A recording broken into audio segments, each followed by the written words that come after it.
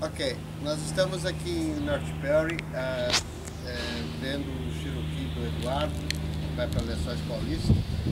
O avião está fazendo o motor está fora. Eu não vou tirar porque não é necessidade.